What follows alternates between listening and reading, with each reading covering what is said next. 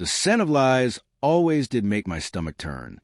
Even before all of this, they were her favorite, the white ones, the kind that looked like trumpets heralding some grand arrival.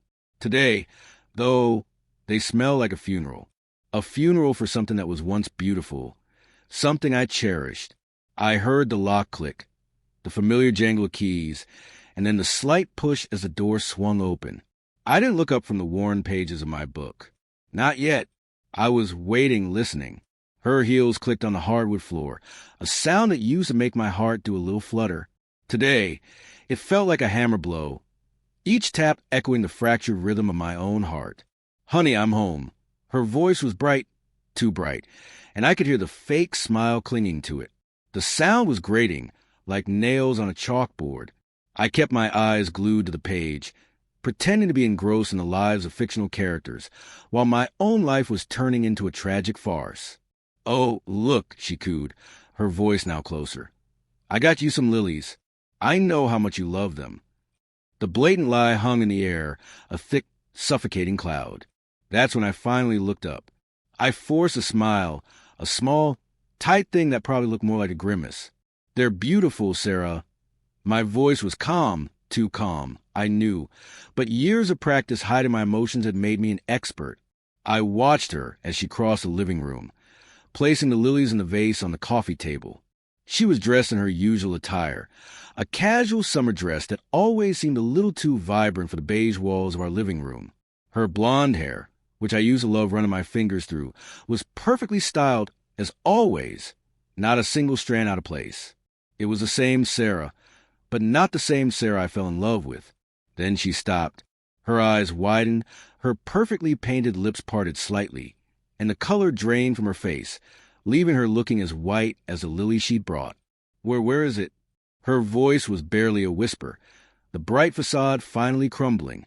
I knew exactly what she was talking about.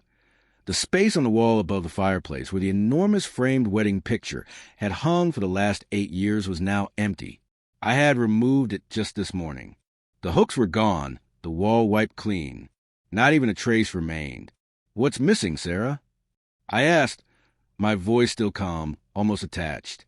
I wanted her to say it, to give voice to the guilt she tried so hard to hide.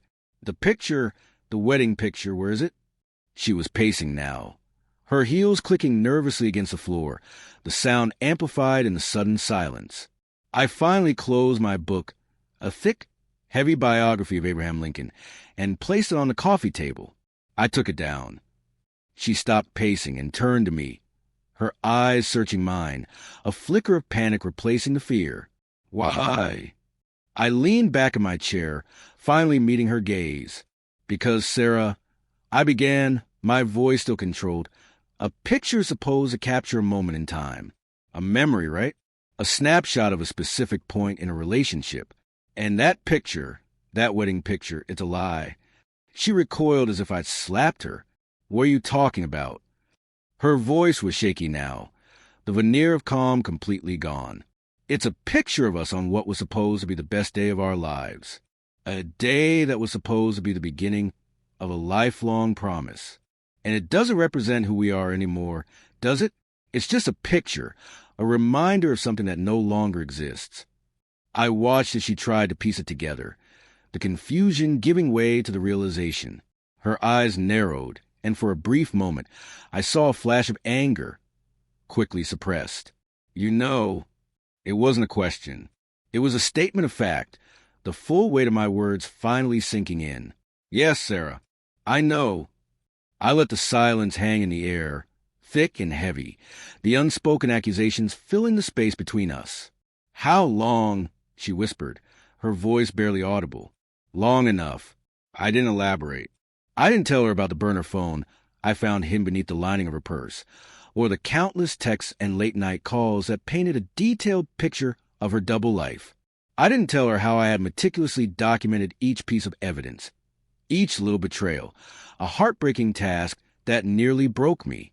Who is he?" she asked, her voice trembling. "Does it matter?" I replied, my tone flat. "His name won't change the fact that you betrayed me, Sarah. It won't erase the months of lies and deception." She dropped to the couch, her face buried in her hands, the lilies forgotten on the table. I don't know what to say, she sobbed, the perfect facade finally shattered. Don't, I said. Don't say anything. For once, just listen. I pulled a small flat box from the side table. It wasn't a jewelry box like the ones I'd given her before. It was a thick cardboard box tied with simple brown string. I placed it on the coffee table in front of her, watching as she slowly looked up. Her eyes, red and swollen, were full of questioned confusion and a flicker of hope. I watched as she untied the string, her hands shaking. Inside she found not jewels, but stacks of carefully curated papers. There were bank statements, phone records, travel itineraries, and a few pictures printed on glossy paper that I'd secretly snapped. They weren't the loving kind. These pictures captured stolen moments, clandestine meetings, and hushed whispers between her and him. She didn't say a word as she sifted through the evidence. The truth laid bare before her. Her face paled even more as she realized the extent of my knowledge. The hope that had flickered in her eyes was extinguished, replaced by a look of pure, unadulterated fear. Everything, I said, my voice low but clear, everything you did, every lie you told, every secret rendezvous, it's all there, Sarah, documented. The weight of her betrayal finally crashed down on her, and the sob that escaped her was raw, gut-wrenching. She looked up at me, her eyes pleading, but there was no pity in mine, only a profound sense of weariness.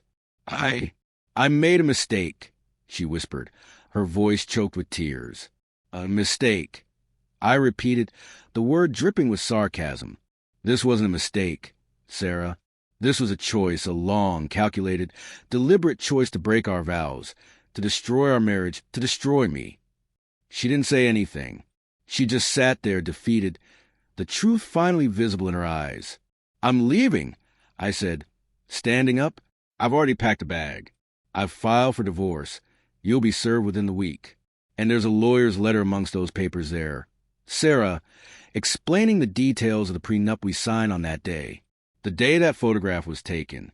The day that you're no longer a part of. I walked to the door, not turning back, leaving her there surrounded by the ruins of her deception and her lies. The clicks of her heels on the floor had once filled my heart with joy. Today, they sounded like the death knell of something that never truly was. As I stepped outside, I took a deep breath, and for the first time in months, the air felt clean. The weight finally lifted. The satisfaction wasn't in her pain. It was in my freedom. And the memory of her white face surrounded by those white lies was a revenge more satisfying than I could ever have imagined. I drove away, leaving her with the quiet hum of her own regrets and the silent whisper of a marriage that was never meant to be. And I knew, with a certainty that settled deep in my bones, that I was finally free.